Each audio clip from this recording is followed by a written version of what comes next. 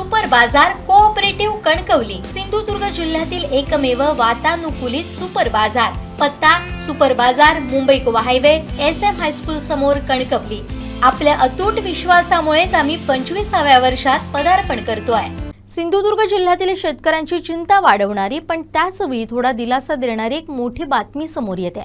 सिंधुदुर्गात यंदा पावसानं दडी मारली असून गेल्या 35 वर्षातील सर्वात कमी पावसाची नोंद झाली आहे. सरासरीच्या तुलनेत तब्बल 29% तूट नोंदवली गेली आहे. पाऊस कमी असला तरी जिल्ह्यातील भात शेती सध्या तरी सुरक्षित आहे. मात्र पुढील 25 दिवस पिकासाठी अत्यंत महत्त्वाचे ठरणार आहे. कुडाळ तालुक्यातील मुळदे कृषी हवामान वेधशाळेनं दिलेल्या माहितीनुसार 1 जून ते 22 ऑगस्ट दरम्यान जिल्ह्यात अवघ्या 1824.8 मिलीमीटर पाऊस झालाय.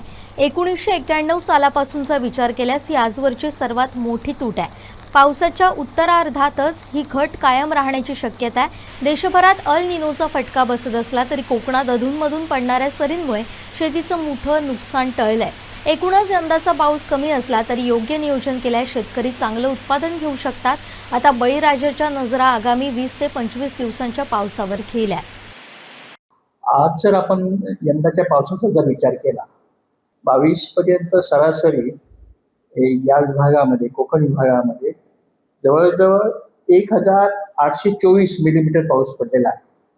आणि गेले 35 वर्षाची जर आपण सरासरी बघितली म्हणजे जे बाळासाहेब सावंत कोकण कृषी विद्यापीठाचे जे हे कॉलेज आहे उद्यान महाविद्यालय मुळे येथे 1991 पासून म्हणजे 2025 पर्यंतचा सगळा संपूर्ण डाटा आहे हवामानाचा आणि विशेषतः पावसाचा. तर हे गेले 35 वर्षाचं जर आपण सरासरी बघितली पावसाची तर ती 2576 मिलीमीटर होती. म्हणजे 2576 मिलीमीटर हे गेले 35 वर्षाची सरासरी पाऊस होता. आणि आज तो जवळजवळ 1824 मिलीमीटर आहे. म्हणजे सर्वसाधारणपणे 752 मिलीमीटर कमी पाऊस आहे. म्हणजे 29 ते 30% सरासरीपेक्षा कमी पाऊस आहे. हा एखाद्या वेळेस एल निनोचा इफेक्ट आपल्याला म्हणता येईल. परंतु हा जरी एल निनोचा इफेक्ट असला तरी मला असं वाटतं की एकूण जर आपण गेले 35 वर्षाचा हात आपण सरासरी पाऊस बघितला पण दिवस बघितले तर सर्वसाधारणपणे या 22 ऑगस्ट पर्यंत म्हणजे आपण 1 जून पासूनचा विचार केला तर 75 दिवस पाऊस पडतो आणि यंदा तो 65 दिवस पडलेला आहे.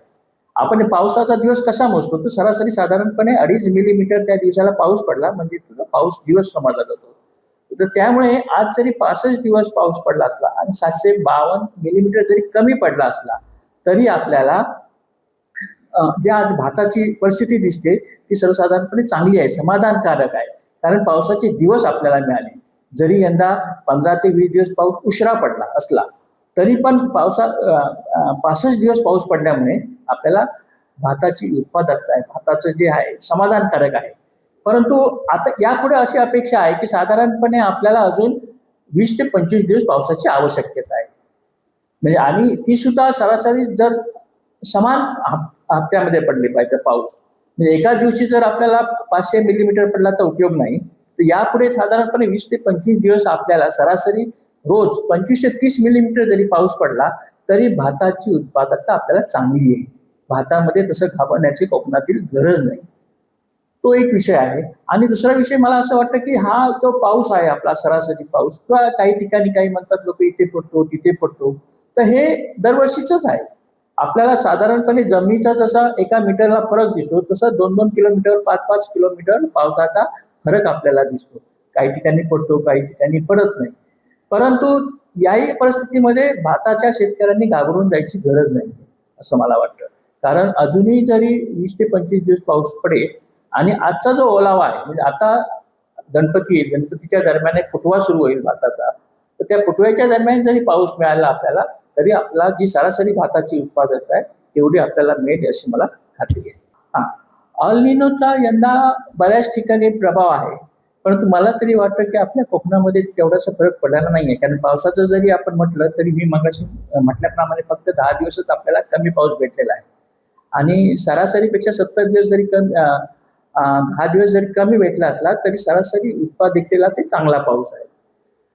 या वर्षी जरी हा अल निनोचा आपल्याला बऱ्याच ठिकाणी प्रभाव दिसतो तो अल निनोचा प्रभाव पुढच्या वर्षी असेलच असं सांगता येत नाही. कारण कसं आहे हे जे फोरकास्टिंग येतं, हे फोरकास्टिंग एवढं आधी आपल्याला वर्षाच्या आधी सांगता येत नाही. साधारणपणे 1 महिना आधी आपल्याला त्याचं फोरकास्टिंग करता येतं आणि ते परफेक्ट असतं. आणि 5 दिवसाचं जे आपण फोरकास्टिंग करतो ते जवळजवळ 95 ते 96% परफेक्ट येतं. त्यामुळे एवढ्या लवकर पुढच्या वर्षी अल निनो येईल की नाही हे आज आपल्याला सांगता येणार नाही.